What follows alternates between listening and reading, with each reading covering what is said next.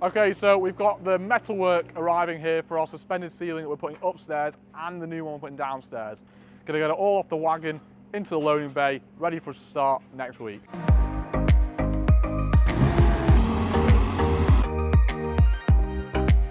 We are upstairs in our Stretford showroom and we've obviously got a bit of a construction zone going on here. For the next couple of days, it's a bit of a demolition job. We're taking out all the partition walls that used to be used for our made-to-order rooms, and we're opening up this into one big showroom space for us to display bedroom furniture and mattresses. We're putting a new suspended ceiling this week, and to do that, we have to take down the existing suspended ceiling and the insulation above it. So we've got our head of design and build here, Westy, and Cirrus to do the demolition and put up the new suspended ceiling. Then the week after, we'll have the new lighting going in, and then the upstairs will begin to be filled with bedroom furniture and mattresses when we get our racks in from China. You've taken down a few walls today. What's the hardest part? Obviously above the roof we've got a load of this old insulation which is just so itchy and we've had to mask up. There's so much dust. But the walls have came down pretty nicely, to be fair. I mean, this one fell down in a wanna. It's more getting the sofas out of the way so we don't damage any stock. And obviously we've had to tarp everything in that far room because the dust is just going through this open barn top ceiling and it's just covering everything everywhere. Like, you can see the state of us. But currently trying to pop this window out so we can get the last few sofas out before we knock down this wall. By the end of today, hopefully, I mean, we've got the roof out in here, we've done the roof in the office, all the lights are out and the cables are left so they can be rewired in when the new suspended ceiling's in. You done by day 5? Tight. We've actually spent a lot of this morning, about an hour and a half moving sofas, so not have much choice. But I mean, we're flying through it. We've got a lot further than we thought we would. Have you ever thought about keeping some of the materials, like this window, for example, to sell? All the windows are kept in there. All the doors are kept. A lot of the metal that we can, we've kept. We've left everything in piles, each individual material in piles. Some of the stuff is obviously damaged. We're doing all right. We're cracking through it.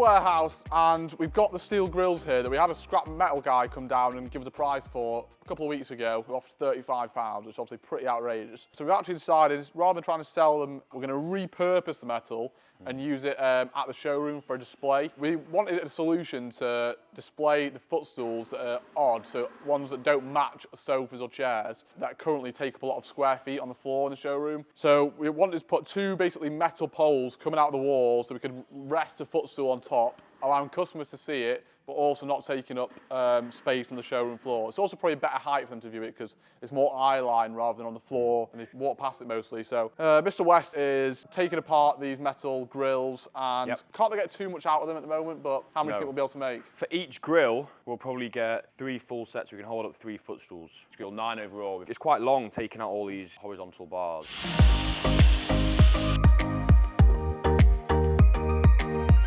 Then we're just going to cut down these lines and use these L's so it's less welding. Repurpose some of these bars, come down here and offer extra support. So we only get 9 out of this holes in total. We're going to need obviously a lot more than that. So we're either going to look to repurpose some of the wood we've got, some of the other metal we've got, or worst comes to worst, we might have to buy some metal to use. I think we should be all right. We've got a little bit of metal at home as well. How many are you looking to make? I think about 20 to 30. Okay, so we've got 9. If we switch to wood as well, we can easily do it, yeah. We'll just have to do a couple tests with the wood and see how it holds up compared to the metal, because obviously the welds are fantastically strong and sometimes the wood isn't as strong, but we'd have to just put more supporting beams and you'll make it work. Make sure it's done properly, yeah. Yeah, it'll be fine. We'll sort it,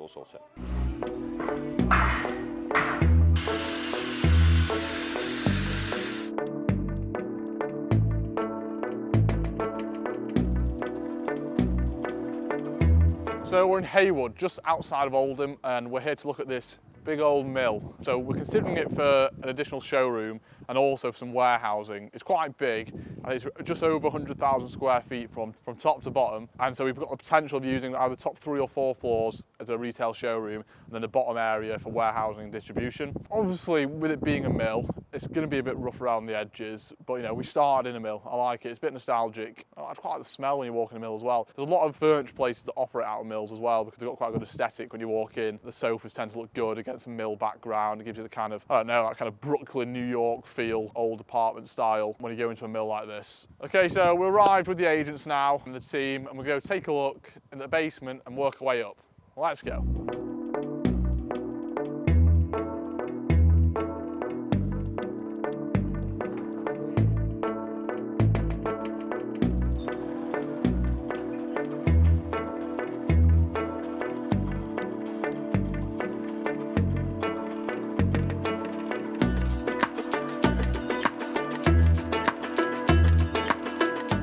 So we've been inside, viewed all 100,000 square feet. I've got a few concerns. One, natural light. For a beautiful building, which typically comes with big glass windows that let in loads of natural light, have that great effect, this place doesn't. They've bricked about 2 floors out, so there's no light at all, and then the other ones have been boarded up. I believe the council rejected their plans to put like more traditional PVC windows in, a lot cheaper than replacing them with like the existing wooden windows, which you said are about £4 a pop. Second, obviously they've got one tenant on the ground floor, which kind of breaks things up a bit, makes things a little tad messy, and especially that's the best access for goods coming in. I don't really like that, and with it being the owner's brother, it could be difficult to get him to move. Thirdly, there's only one goods lift working, and that goods lift, if you compare it to the Stockport premises, is quite small. So I've stood in it, I reckon it's about 6'4", 6'5" high. I mean, a lot of sofas wouldn't stand up in there, so it could be tricky moving stuff around. They have got other goods lift, and probably a prerequisite that they would have to be repaired for us to move in. Heating and electrics are always a problem in old buildings, especially in mills, big open spaces, old buildings with lots of gaps. They have got some fairly new heaters in there which will blast some heat out, but it's going to be hard to stay. It's better than nothing. We don't have to buy new heaters. Might have to, repair or refurbish them a little bit, but there's some heating, but it won't be great. It's not as good as like a typical new mill building. Good thing about us recording everything is we can show everyone at the team all the footage,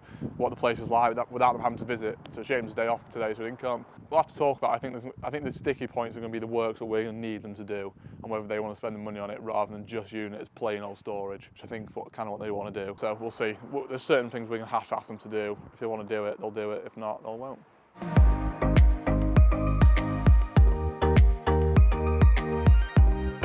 Right, so clearly it's a lot more open than it was yesterday. So we started off by removing this main wall down here, taking out the windows and the doors, which we've stored over there in case they want to be resold. But that has left us with a lot of wires dangling from what used to be the lights and the plugs and the light switch.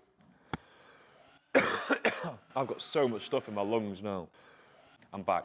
So the wires from the light switches and the plugs for the wall are all left dangling everywhere, which obviously we no longer need. So we're going to strip those back and get them unplugged from the fuse box, basically. We might still need some of the outer side ones for, lights or fans if it gets hot in summer. But we're now just currently removing this wall here, which was the partition between here and our previous office. That's going to come down, and then finally we're going to, hopefully by the end of today, sort these wires out and get rid of these 2 walls, and that should then make the whole upstairs one big open space before we start to put the new suspended ceiling in tomorrow. So, yeah, it's going well.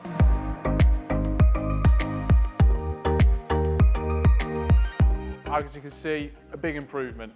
You can see all the way to the end now, unencumbered, clear path. There's only 2 walls remaining, no ceiling work remaining, just 2 walls. 1, 2. We're about to push this one down, and then obviously we've had the hardest task of removing all the waste, which is what they can see them doing there, out through the fire escape and into the van.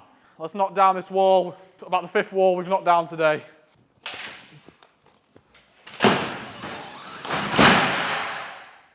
Woo! Great work, team. Big work. Right, so it's Wednesday, which is our 3rd day in, just started in the morning. We've taken all the walls out yesterday, all that's been clear. We've got a bit of rubble left that still needs to be taken out. We're just currently putting in the central support beam for the suspended ceiling, as you can see Sirius in the background doing here, attaching these to the main beams of the roof, which should offer more support and stop the ceiling drooping in the middle. Then our plan is that we're going to try and get this drop with the ceiling. So the previous roofer who came in, about a month ago and did this side, he put a drop in here and lowered this part of the ceiling and not this side. So we're going to have to drop this side as well and then continue the whole way on this lower ceiling level. So hopefully by the end of today we should have the drop in and I've got a good way through the framework. We tried to keep as much of it intact as possible to obviously save money and time in the future, as well as the wires. So we can reuse a lot of the wires that were used in the individual suspended ceilings in these rooms if it works. If it doesn't, we'll have to take them out and redo it. What was that complaint about? So just had somebody come in, bought a sofa off us in July. It was a 3 and 2. It's dipping on one side, so I passed him all the customer service information over. I heard him say, can you not fix it here? Was he planning on? No, I explained to him it's a different customer service is a different department to what we can do in store, so we have to go through the process and the chain of command with what we go on with repairs and What's stuff. the other one talking about the truck? The Trek laid I actually saw the text about this. Yes, Bit of a so weird one. it's a bit upsetting to be honest. They got finance through his wife and she's recently died, so he's looking... In the text that he said, he mentioned the payments coming out from Creation. Creation's another finance provider. It's probably something else they've got a finance for. Yes, like more a than car. likely. Oh, That is an interesting one. I'd like. Did you call him in between? Because he sent the text like, my wife's just died, so I'm worried the finance, I need to transfer it into my name. And he's replied, was it the Trek corner sofa? There was no like, sorry for your loss. It was only, well, it's not my, I don't know her. I don't know her, you know. You know. We went to Haywood to view a big old mill. Big fan of big mills. Where's Haywood? Oldham, just shy of Oldham. Yeah. Basically, the plan for an additional showroom / warehouse location. Very big place. I think it total about 120,000 square feet. Jesus. Stockport's 90,000. Yeah, sure. So it's not actually that big when you think about it.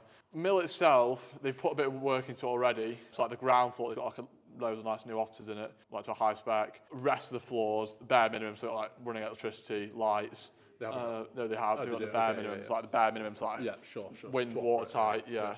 Ground and second floor, they're bricked up. All the windows, all the floors above boarded up. That's a big issue. One of my prerequisites would be they'd have to change. And it has the rustic features. And there's some really cool features like some old like machinery in there, like hanging from the ceiling. Is there only one left? There's one working lift at the moment that's been like refurbished and serviced, etc. There's two other lifts in there, but they said they're not working. They have to pay to invest to get them working again. Location-wise, really good. Really strong residential area surrounded by houses, just off the motorway, so easy access to Rochdale, Oldham, Wigan. Yeah. Perfect in triangulating if you're talking Stretford, Stockport, Haywood. How much is it? They want £2.50 a square foot. That's cheap. Which is quite cheap, obviously big, so it adds up. But I'm sure you probably get them down on that, to be honest. Obviously, Wigan's another option for us still in that triangulation route, which obviously we spoke to the agent the other day, and they said they want to put together a proposal for a medium-term lease, like a 5-year lease with an option to purchase. Right. So we still need to do that. Thoughts? Sounds good. I'd like to see it. Have you got videos or? Yeah, well, lots of videos. Wonderful. I love the mill. I'd love to buy a mill one day. Great. But well, lift's going to be a huge problem. You've got 5 floors and we need to take sofas up that are correct. Big and lift. You can't. The great I thing. take it the stair access to each floor as well. Yeah. The great thing for me was that you could use bottom two. They both got direct goods lifts. Goods access, like one's raised, the basement's like the same level. You could use it as warehouse and distribution. So you'd have to use the top floor as a showroom? Yeah, so like top 3 floors. Car park? Yeah, lots of parking. Is it standing on its own or is it? There's 3 other mills around it, so it's like a whole mill.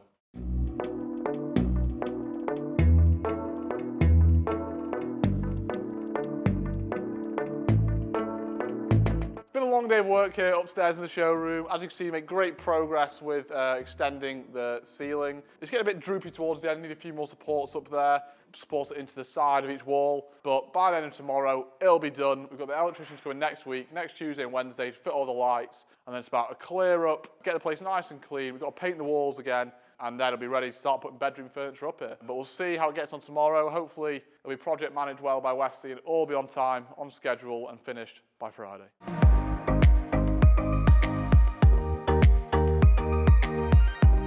So we're currently without a warehouse manager and we're actually short of 1 warehouse member of staff at the moment. So the decision's been made to bring me back over to steady the ship, keep things ticking over until the new warehouse manager starts, which is in about 3 weeks. That's Daniel Pullen, which is James's brother. He's worked for us before. He's a perfect replacement and he'll slot right in and he knows how everything works. I'm really enjoying being over here because it's nice to see how the warehouse is working because I've not been spending that much time here. There's definitely issues. We definitely haven't updated our admin systems with the growth of the warehouse. The sales department are definitely putting the warehouse under unnecessary pressure with deadlines, with deliveries next day that are taken potentially at 3 o'clock, which is putting loads of pressure on Stanley to get the QC videos out. Spoke to James about it yesterday. Ended up in a screaming match, which I've got no problem with arguing about, but I'm not giving in on this one. Things have got to change, systems have got to be updated, and Joe and James need to realise that the warehouse have to be given the time to do their job and to do it properly, because that is a huge part of the success of this company. So I think Monday's meeting is going to be interesting, but I've never ever shied away from a battle. I'm quite happy to take this one on.